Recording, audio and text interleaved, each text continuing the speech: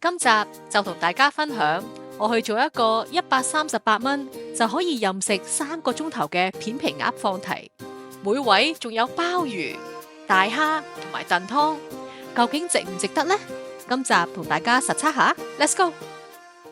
自助餐抵唔抵食唔係靠感覺，如果你對呢一類分析都有興趣嘅話，就記得訂閱我啦。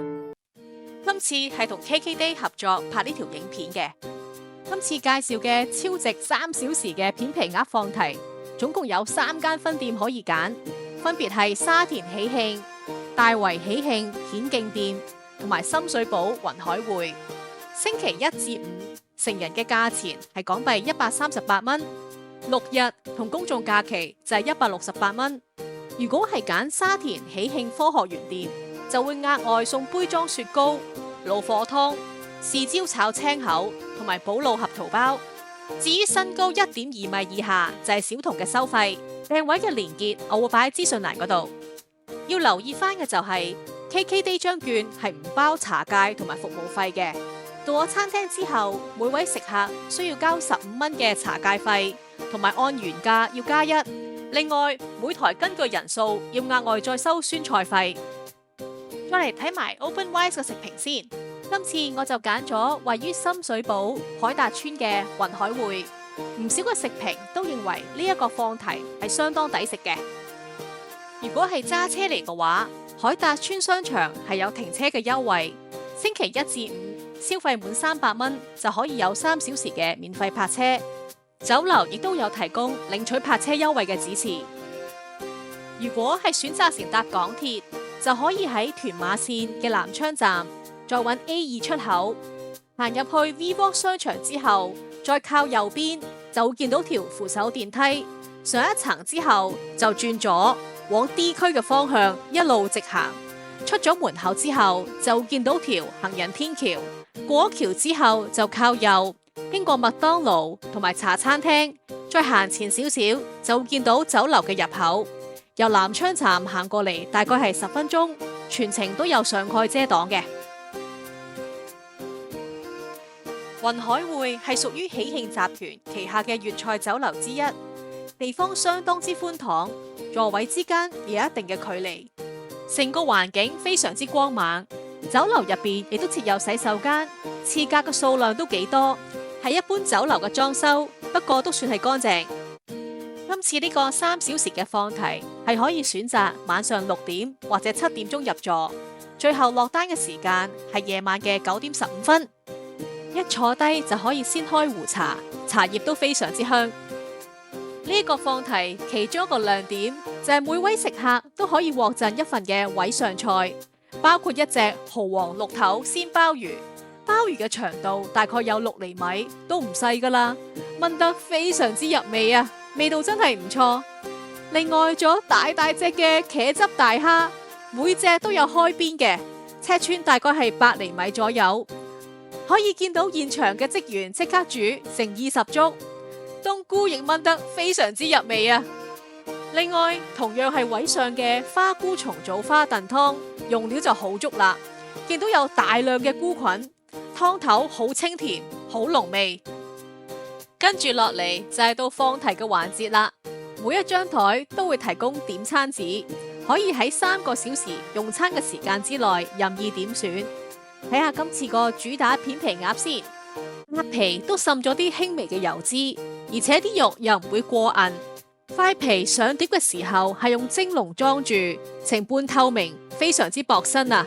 同京蔥同埋甜麵醬一齊食，整體嘅味道都唔錯，不過就冇太大嘅驚喜。佢哋嘅任點燒髀仲有其他選擇，之後叫咗佢哋嘅脆皮燒腩仔。外皮唔算特別香脆，但係肉身呢都唔會乾嘅。再試咗佢哋嘅蔥油海蜇皮，口感好爽脆。香脆蝦片亦都係脆卜卜嘅。仲有泰式酸辣鳳爪，酸酸辣辣都幾開胃。仲有胡麻雞絲粉皮同埋滷水豬腳仔，仲見到隔離台嗌咗啲皮蛋添。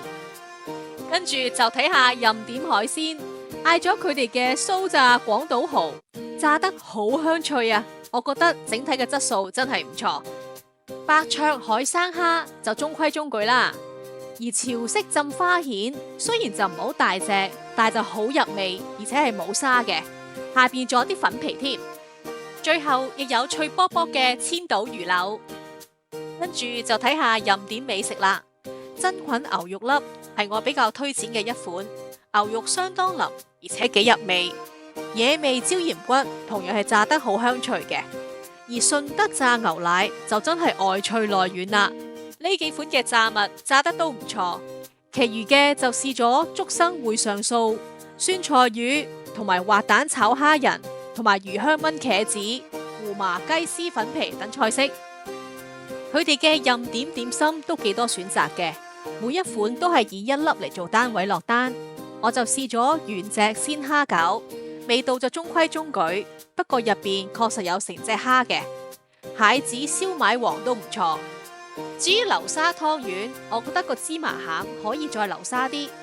甜品方面，養顏棗黃糕口感好煙韌，千層薑汁糕都食到有薑嘅香味，仲有桂花糕添。呢一個放題仲包埋任點嘅飲品，包括有紅酒、白酒同埋罐裝百威啤酒任飲。另外仲有多款汽水、提子汁、橙汁同埋韓國蘋果忌廉梳打等等嘅選擇。如果想加配樽裝嘅藍莓啤酒，就需要16個8另加1。好啦，食物嘅介紹就到呢一度。總結嚟講，以138蚊嘅價格嚟計，我認為性價比係相當唔錯嘅。即使係用餐當日要加額外嘅費用，總括嚟講，以200蚊以內嘅預算，都係近期比較抵食嘅中菜放題之一。當中比較有驚喜嘅就係位上嘅菜式，包括有鮑魚、大蝦同埋花菇重組花燉湯，用料同份量都相當之有誠意啊！另外，片皮鴨同真菌牛柳粒嘅味道都唔錯，不過食飯嘅時候有部分嘅菜式就漏咗單，個別嘅食物亦都需要比較耐嘅等候時間。如果主要係想食片皮鴨嘅話，又希望預算控制喺200蚊之內，呢一間酒樓仍然值得考慮嘅。好啦，以上就係今次雲海匯3小時片皮鴨放題嘅分享。如果覺得影片有幫助，記得訂閱頻道同埋按讚支持啊！最後再次感謝 KKday 同埋雲海匯今次嘅邀請同埋招待。我哋下集再見啦，多謝晒。